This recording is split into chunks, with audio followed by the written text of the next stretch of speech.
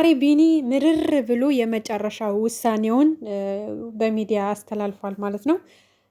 እንግዲህ የዩ ወንድሞች በጣም እያስፈራሩትና በጣም እየዛቱበት እንዳለ ቤታቸው አካባቢም ድርሽ እንዳይልና ወደ ዩ ህይወት ድጋሚ እንዳይመጣ ከባድ የሆነ ማስጠንቀቂያ ቤቱ ድረስ ሰው ልከው አስጠንቅቀውታል ማለት ነው። እንዳያችሁት በጣም ተከፍቷል፣ በጣም አዝኗል፣ በጣም ደብሮታል።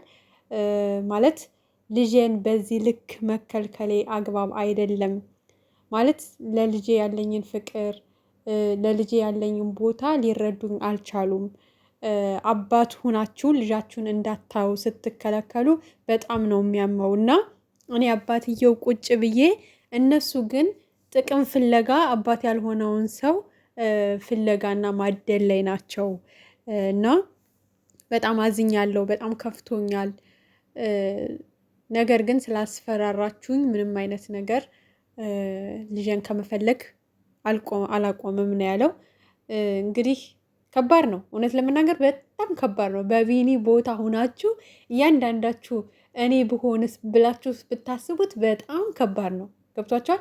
ቃል በቃል ነው የተናገረው። እኔ ልጄንም ሆነ ሚስቴንም ማስተዳደር እችላለሁ፣ ምንም የሌለው አይነት ሰው አይደለውኝም። እንደውም ልጄ ራሱ ከተወለደች በኋላ በጣም ብዙ ነገር ተለውጫለሁ። በቃ ማለት ስለ ራሴ ሳይሆን የማስበው ስለ ልጄ ነው የማስበው።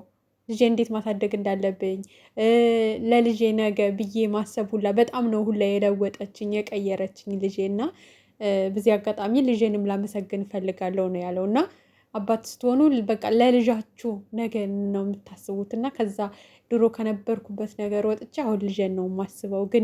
ግን ቤቴ ድረስ ሰው ተልኮ ሁለተኛ ወደ እሷ ቤትም ሆነ ወደ እሷ ህይወት ድርሽ እንዳትል የሚል ከባባድ የሆኑ ማስጠንቀቂያዎች፣ ማስፈራሪያዎች እየደረሱኝ ነው። ምናልባት ብሩክም በስልክ እንደዚህ ብቻ ሚዲያ ላይ ወታ ብቻ ይሆናል ወንድሞቿም እሷም የዛቱበት፣ በአካል ምንም የደረሰበት ነገር የለም። ለምን ሲድረስበት ኧረ ጦሱን ይዘውዛ እስማም እና እኔ ግን በአካል ጥቃት እየደረሰብኝ ነው። ቤቴ ድረስ ሰው ተልኮ ብዙ ማስፈራሪያዎች እየተሰጡኝ ነው ያሉት እና ብታስፈራሩኝም ግን ልጄን ከማለት ወደኋላ አልልም ነው ያለው። በሱ ቦታ ሆነን ስናስበው እውነት ለመናገር በጣም በጣም ነው የሚያስከፋው። ምክንያቱም አባት ሆናችሁ ልጄ እያላችሁ አይ አንተ አይደለህም አባትየው ሌላ ነው መባል በጣም ነው የሚከብደዋ፣ በጣም ነው የሚያመው እና አንዳንዴ እኔ እንጃ አላቅም ከባድ ነው። እዩ ወደ ራስሽ ተመለሽ ብለን ብዙ ጊዜ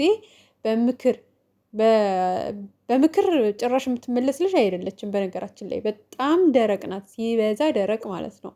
ምንም አይነት ምክር እሷን አይመልሳትም። ብዙ ተመክራ ነበረ ማለት የልጅ አባት ነኝ። በአሁን ዘመን እኮ ልጅ አይደለም ብለው ልጃቸውን የሚከዱበት ዘመን ላይ ነው። አንቺ ግን የልጁ አባት እኔ ነኝ ብሎ ደጅ እየጠና እየለመነ እየገፋሽ እያባረርሽ በኋላ ይቆጭሻል። ልጅ ስታድግ ይህንን ነገር ታየዋለች። በቃ ተወቃሽ ነው የምትሆኘው። በኋላ ላይ ይጸጽትሻል። ምክንያቱም ይሄ ልጅ አንድ ቀን ተስፋ ቆርጦ ከአንቺ ህይወት ሙሉ ለሙሉ ወጥቶ የራሱን ህይወት ሲጀምር ትጸጸቻለሽ። በኋላ ብትለምኝ ብትወርቂ ብትነሺ እማትመልሹ ነገር ነው የሚሆንብሽ። ታይ ወደ ራስሽ ተመለሽ። ብሩኬ የሌላ ሰው ነው፣ ሌላ ህይወት ጀምሯል። የእሱንም ህይወት አትበጥብጭበት። አንቺም የራስሽን ህይወት አትጪ ተብላ ተመከረች። ጊዜ ተመከረች፣ ግን መስሚያዋ ጥጥ ነው። ጭራሽ ወታ ሚዲያ ላይ ተረዱኝ እያለች ታለቅሳለች።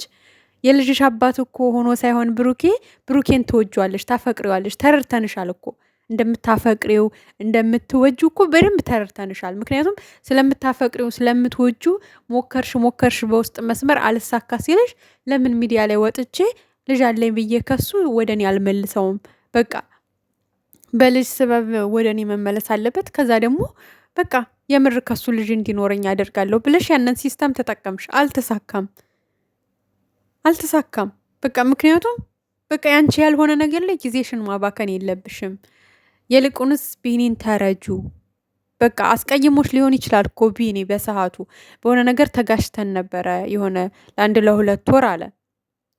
ከዛ ጠፋችብኝ ከዛ ደግሞ እንግዲህ ከብሩኬ ጋር ምናምን እያለች መጣች በመሀል። በዛ እንግዲህ ከቢኒ ጋር በተጣላችበት ክፍተት ብሩኬን ወጥመድ ውስጥ ከተተችው ማለት ነው። ገብቷቸዋል። ወጥመድ ውስጥ ስላችሁ የምር እሷ እንዳለችው ሌላ ሌላ ነገር ሆኖ ሳይሆን የብሩኬን ስም ወጥመድ ውስጥ ከተተችው። ስሙን ከብሩኬ አርግዣለሁ፣ ከብሩኬ እንደዚህ እንደዚህ እንደዚህ እንደዚህ ነበረን ብላ ስሙን እስከ ሚዲያ እስከ ማስጠፋት ድረስ ደረሰች ማለት ነው። እና ያለዋን ችግሯን በስነ ስርዓቱ ከቢኒ ጋር አውርታ መፍታትና ማሳመን መተማመን ስትችል፣ እሷ ግን ድሮ የነበረ ሲጀመር ድሮ ጓደኛዋም ፍቅረኛዋም አይደለም። እኔ ብሩኬ በምን ሰዓት ከእሷ ጋር እንደነበርና ድሮ ፍቅረኛ የነበረች ብሎ ሊል እንደቻለ በጣም ነው የሚገርመኝ። አሁን ላይ የምር የአንድ ወርና የሁለት ወር ግንኙነት እኮ ራሱ የላቸውም ቤተሰብ። ከቪዲዮ ከዛ ከእሷ ጋር ከተለቀቀው ቪዲዮ ጋር ስታዩ ከሀይሚ ጋር የተገናኘበት ጊዜ በጣም ቅርብ ነው። ከልጅቷ ጋርም የተዋወቀበት ጊዜ እኔ እንጃ። እኔ ብቻ ስታስቡት ማርያምን የሆነ አንዳንዴ ፊልም እየሰሩ ነው እንዴ ድራማ ነው እንዴ ትላላችሁ። ማለት ለምን በዚህ ልክስ መሄድ አስፈለገ ትላላችሁ። ከልጇ ጋር የተዋወቁበት ጊዜ ከዛ ደግሞ የተዋወቁበት ቪዲዮ የተለቀቀ አለ። ከዛ ደግሞ ከሀይሚ ጋር የተገናኘበት ቪዲዮ የተለቀቀ አለ። በምን ሰዓት ከልጅቷ ጋር ተዋውቆ ፍቅረኛ ሆኖ ከዛ ደግሞ በመሀል ከሀይሚ ጋር ተገናኘ? ከሀይሚ ጋር ብር ያረገላት ቀን ራሱ ፍቅረኛ እንደሌለው ከሀይሚ ጋር አውርተዋል ማለት ነው። ስለዚህ ጭራሽ ከውሸት የራቀ ነው። እንኳን አይደለም ልጅ ከብሩኬ ይቅርና ማለት ነው ፍቅረኛውም አይደለችም። በቃ የሆነ ሰዓት ላይ የሆነ የፕሮግራም ወይ ደግሞ የዝግጅት ቦታ ላይ ተዋወቁ፣ አለቀ። ያቺ ትውውቅ እንግዲህ ወይ ደግሞ ለሆነ ስራ እጩነት ታጨች ማለት ነው እዩ እንደዛ ብንለው ነው የሚሻለው። እና የብሩኬ ራሱ እዩ ፍቅረኛ ናት ማለቱ አሳማኝ አይደለም። የምሬን ስነግራችሁ ማለት ነው። ጭራሽ አሳማኝ አይደለም። በአንድ ወርና በሁለት ወር ደግሞ አንድን ሰው ፍቅረኛ ነው ልትሉት አትችሉም አይደለ እንዴ? መቼ አውቃችሁት ነው ፍቅረኛ?